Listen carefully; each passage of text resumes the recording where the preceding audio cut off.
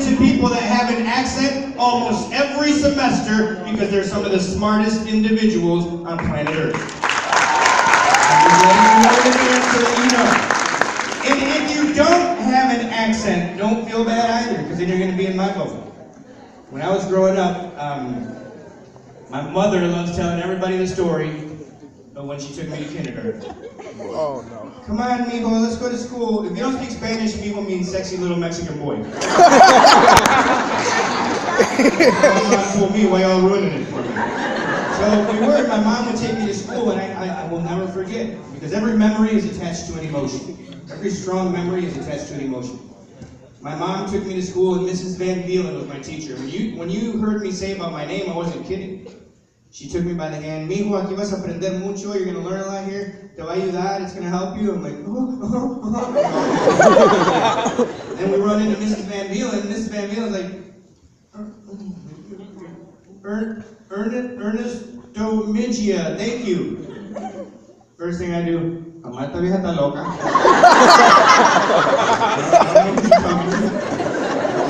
Well, what you didn't know is that I didn't know English when I went to kindergarten.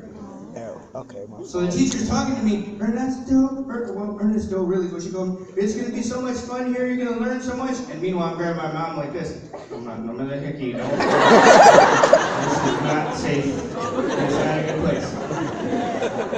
And my mom, the tighter I squeezed her hand, pause, the more watery her eyes got. I'm like, pause. Oh, I better let go. I didn't know. Little did I know I had nothing to do with that. Probably my mom didn't even know I was squeezing, and meanwhile I'm here like, My mom was getting sad because she knew the day was going to come where she needed to leave me, because my mom didn't really speak English. My dad didn't either, but it didn't mean that they weren't there all the time. And my mom left me there. Mijo, aquí vas a aprender mucho, te va a ir bien, you're going to learn a lot, it's going to go good for you. I'm like, no, it isn't. Like something wrong with me. And I stayed. Now I don't remember a day that I didn't know English. So when I speak English, and then I let somebody know I speak Spanish, but how, Ernesto, how do you speak Spanish so well? Well, let me tell you a story. I was born and everybody spoke Spanish in my house. I don't know what else to tell you. Pero luego, si me escuchan hablar mi español, then if they hear me speak my Spanish, Ernesto, pero no tienes acento, you don't have an accent. How'd you do it? Well, there was this crazy lady by the name of Mrs. Van Vielen. She taught me speaking English very good. Yeah. That was it. But your perception of me was a little different based on the way I looked. Your perception wouldn't allow you to know that I grew up in an area that the KKK used to visit. Yeah, explain it to her. I grew up in an area where the KKK used to visit my household regularly, pull plants out of our garden, break our windows, break our car window shields, beat up my dad. Gotta be kidding me.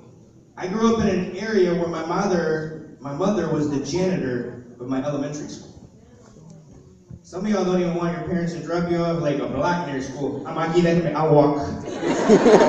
My mom walked me all the way in and went and got the mop and the broom and started cleaning the school.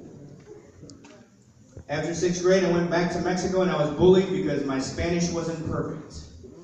Y por si no lo saben, mi nombre es Ernesto Mejía Macías y soy orgullosamente producto de padres de Zacatecas, México.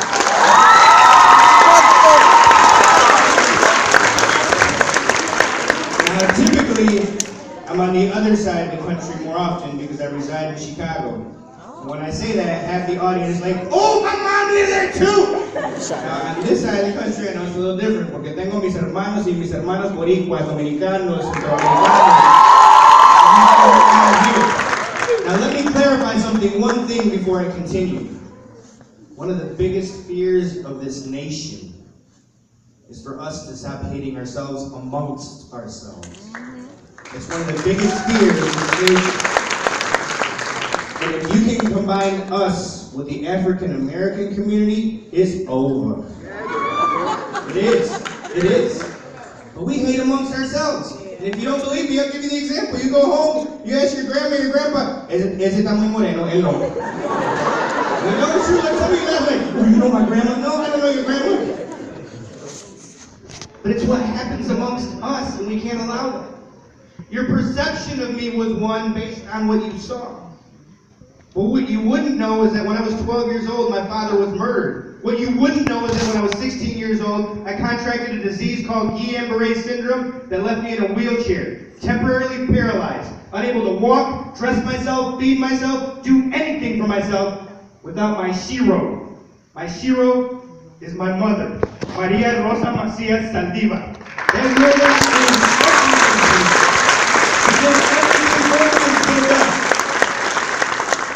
what you wouldn't know about me is that I came back to the U.S. in a wheelchair and I started school not remembering my English, not able to hold a pencil, and being pushed around by kids that didn't even know me. If you think I don't know what it's like to be the new kid in a new school, maybe you're right.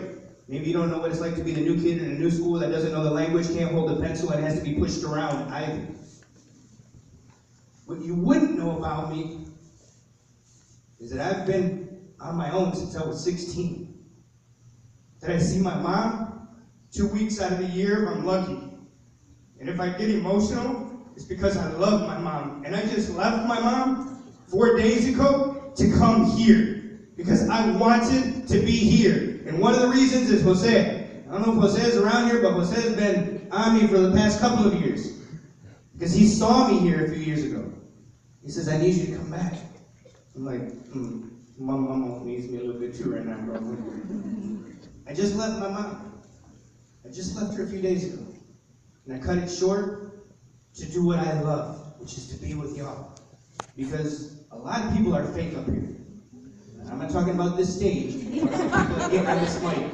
Because people love to get on this mic and give you a telenovela. Y luego. Lo que pasó. And then they get off stage like, can I take a picture? Like, man, I gotta go eat. Whatever. What I do here is important. What I do down there is even more important. Because by the time I'm done, if one of you, just one of you, has reconsidered life, what you have, who you have, the opportunities that are in front of you, I've lived a good life. I've done something good. And I ask that you try to follow your passion. What you wouldn't know, and I'll give you a rough statistic, and I'm really pretty accurate on this, and I wish I wasn't. From this side of the room over, this percentage of students, I'm not saying it's you, I'm using it as an example, this percentage of students knows what it's like to grow up in a single-parent household. Dad was deported, dad's in jail, dad's a seasonal dad, dad never showed up. You don't even know who he is. He passed away. And I'm talking about this percentage. And here's why I bring it up. I'm a single father.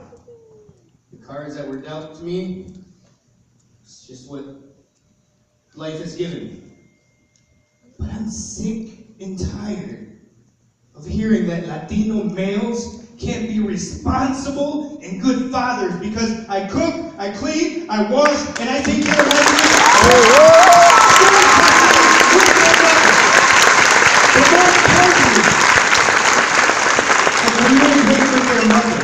Because our egos get in the way sometimes. But here's why I bring it up. And I regretted bringing it up the first time I did, and I'll tell you why. I brought it up probably like 7 years ago in Pennsylvania when it first happened. I said, you know what, I'm a single dad. Next thing you know, when I was done, all the ladies like, I'd like to talk to you. Can we go to talk? Okay, we know that we're sitting there like, would you like to go for a drink afterwards? I'm like, oh, it was that kind of talk. No, I gotta go back to my room. Like, no, I'm good. But here's why I really bring it up. Too many of us are using it as a crutch, as an excuse. Jorge, why didn't you bring your mat? My dad left me. When? About 9 years ago.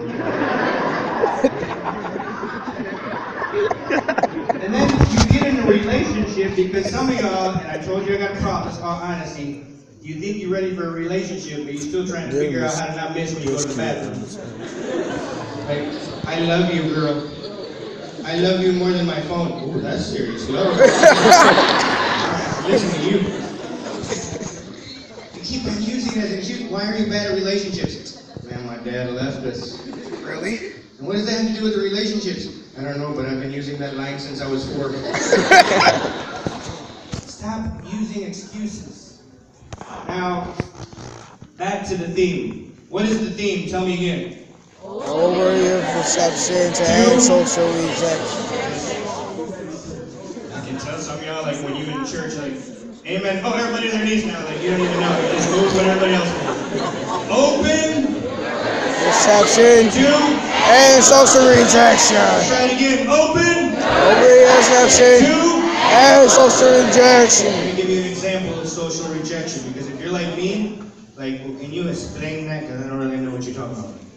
Social rejection happens to me every now and then when I fly in the airlines. What you see is what you get with me. Typically, I'll have a t-shirt, my J's, and some jeans, and that's how I travel. Because I'm comfortable.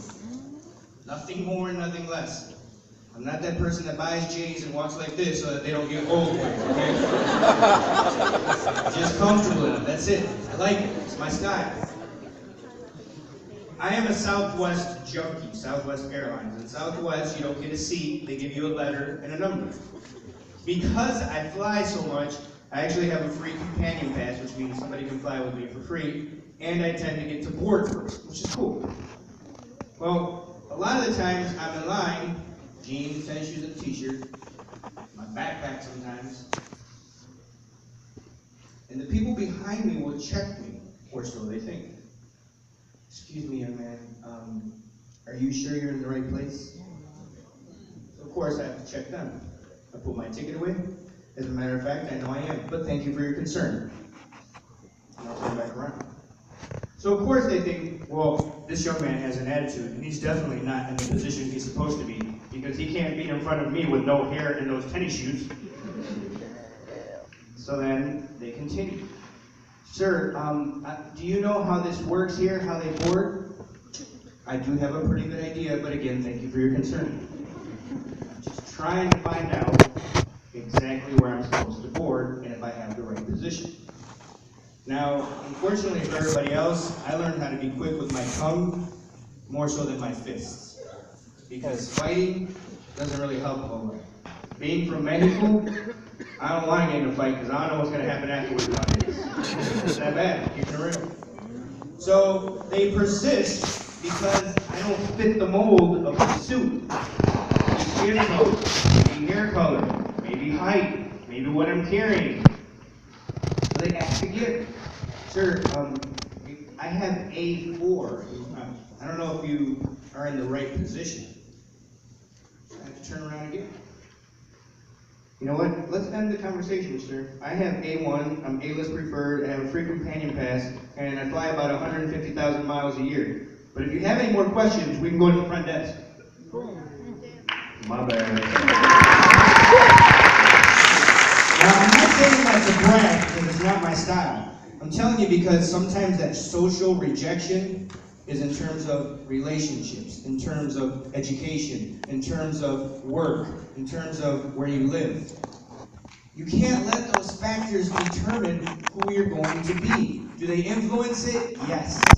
And in case you don't know what I'm talking about, let me give you another example. Raise your hand if you know a high school dropout. Look around the room. Hold them up high. Look around the room.